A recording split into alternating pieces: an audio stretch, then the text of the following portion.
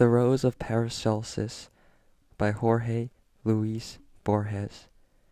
Down in his laboratory, to which the 2 rooms of the cellar had been given over, Paracelsus prayed to his God, his indeterminate God, any God, to send him a disciple.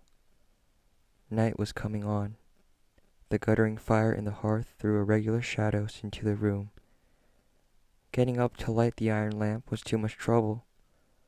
Paracelsus, weary from the day, grew absent, and the prayer was forgotten.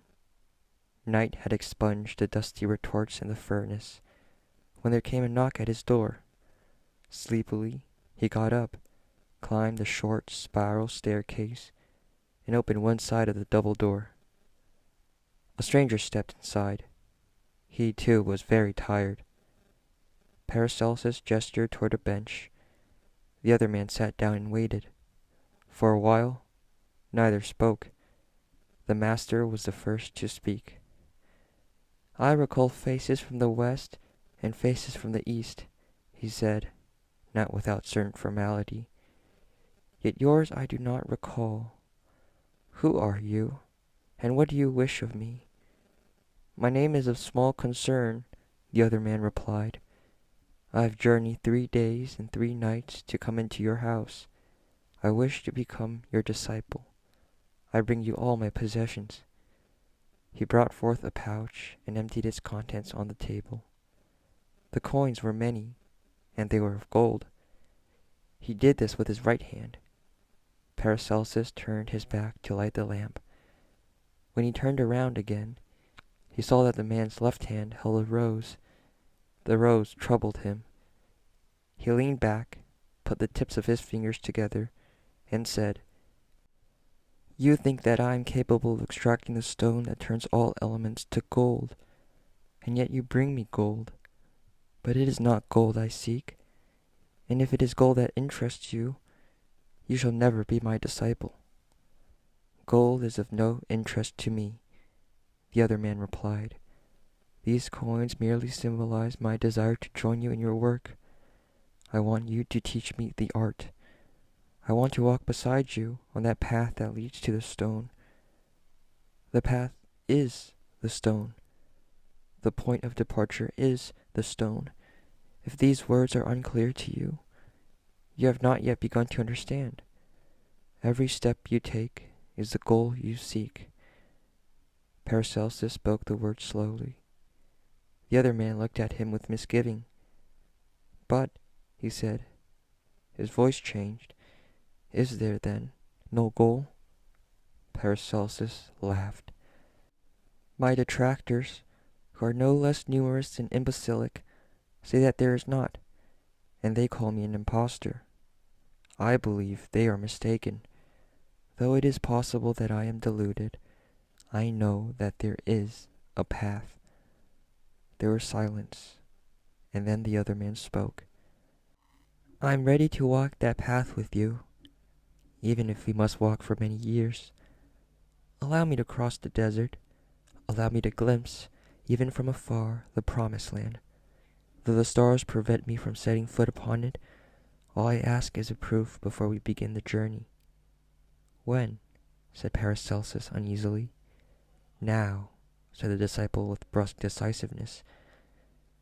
They had begun their discourse in Latin. They were now speaking German.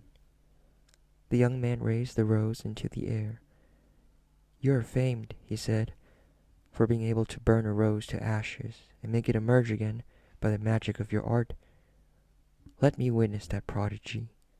I ask that of you, and in return I will offer up my entire life." "You are credulous," the master said. "I have no need of credulity.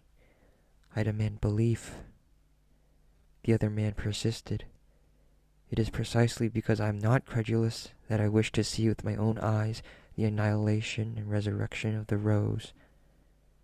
"You are credulous," he repeated. "You say that I can destroy it?" "Any man has the power to destroy it," said the disciple. "You are wrong," the master responded. "Do you truly believe that something may be turned to nothing?"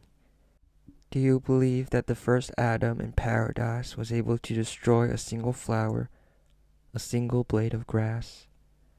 We are not in paradise, the young man stubbornly replied.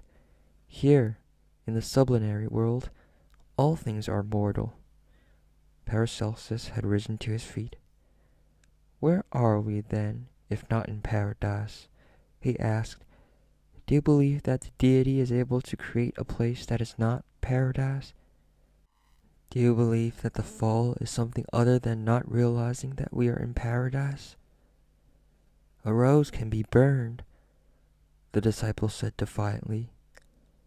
There is still some fire there, said Paracelsus, pointing toward the hearth. If you cast this rose into the embers, you would believe that it has been consumed, and that its ashes are real. I tell you that the rose is eternal, and that only its appearances may change. At a word from me, you would see it again. A word? The disciple asked, puzzled. The furnace is cold, and the retorts are covered with dust. What is it you would do to bring it back again? Paracelsus looked at him with sadness in his eyes.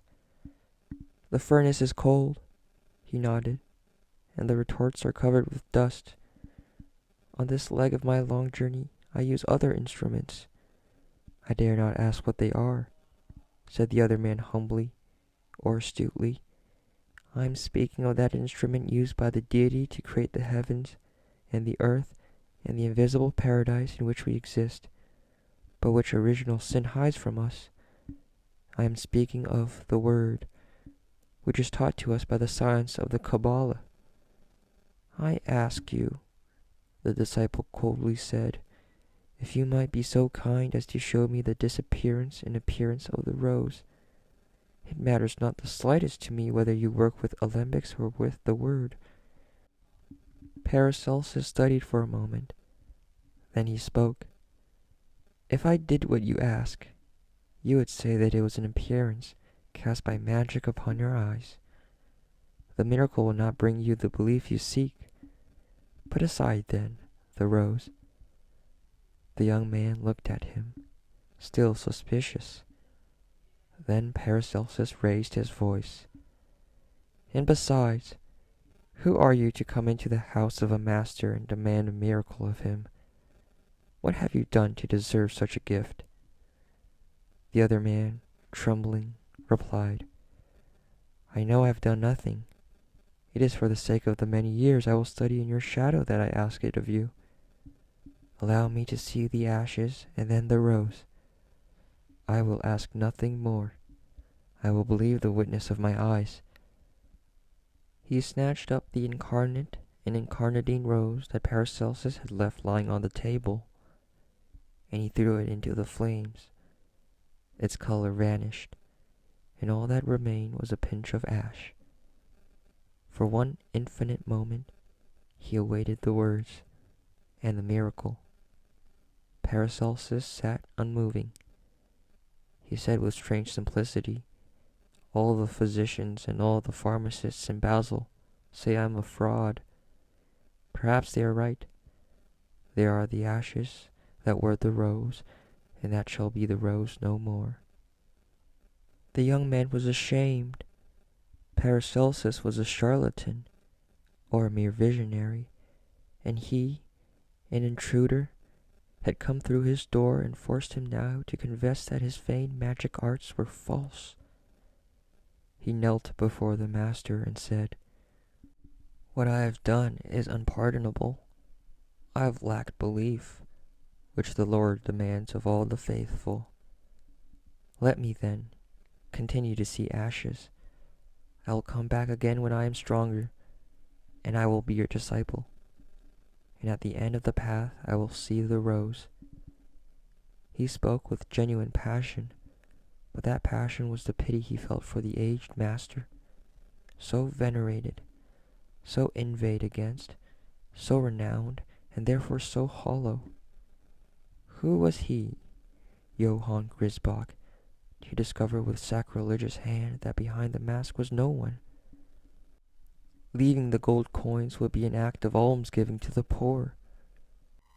He picked them up again as he went out.